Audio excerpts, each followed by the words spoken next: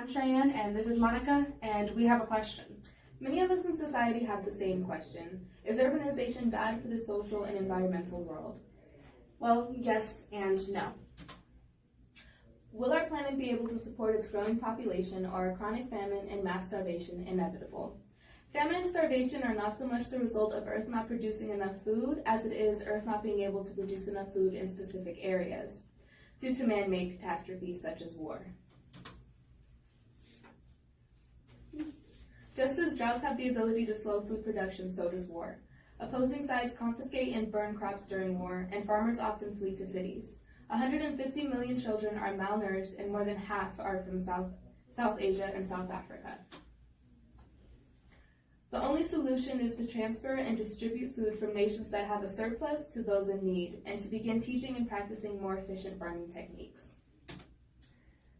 Here's another question. What's the damage?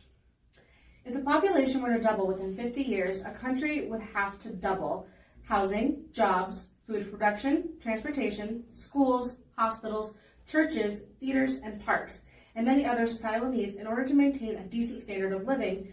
Should it fail, the already inadequate standard of living drops even further. Conflict theorists suggest that a diminishing standard of living increases the possibility of political instability. Protests, riots, and revolutions are a likely retaliation in response to declining living standards. As we've seen in the past, these acts are almost always met with repression from the government.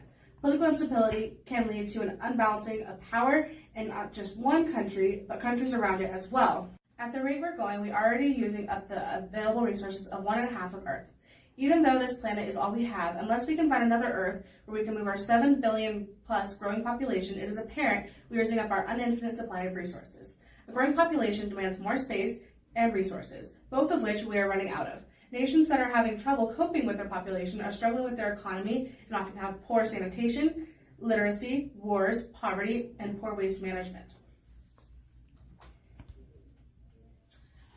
This says, if Earth history is compared to a calendar year, we, the modern humans, existed for 23 minutes. Within those 23 minutes, we've used 33% of Earth's natural resources in the last 0.2 seconds. Urbanization. The contrast of urbanization then and now. There is a very apparent contrast concerning the growth of cities from the past to present day. 200 years ago, Beijing was the only city with more than 1 million residents. Now there are 500 cities with more than 1 million residents and growing. The psychological and sociological effects. George Simmel, a pioneer of German sociology, suggests that increased concentration of people puts urbanites under stress or cognitive overload. This is considered the major cause behind urban mentality, which is detached from others, self-centeredness, or alienation. It's also been said that because there are so many different subcultural groups, residents tend to limit themselves to specific groups instead of socializing diversely. Gentrification. Gentrification is the movement of middle-class people into rundown areas of a city. Middle-class individuals are drawn to lower-class areas because of lower prices for larger houses, which can easily be restored. As neighborhoods improve, property prices go up, driving many of the poor out of their neighborhood. This often creates tension between the poor residents and the newcomers. This is a picture of Tokyo 200 years ago. This is a picture of Tokyo now. Population and urbanization has increased dramatically. This is gentrification in action. Gentrification displaces low-income residents. This is a picture of the Amazon forest 34 years ago in 1975, and this was it in August 16, 2009. It shows the direct effects of urbanization on our planet. Finally, we have diffusion of responsibility, alienation, disinvestment, and deindustrialization. Diffusion of responsibility is essentially what happens in very urbanized, populated areas. The more bystanders there are, the less likely people are to help. As population increases, people's sense of responsibility diffuses, which is why many big cities are often very dirty. People see trash littered around the city and assume someone will pick it up.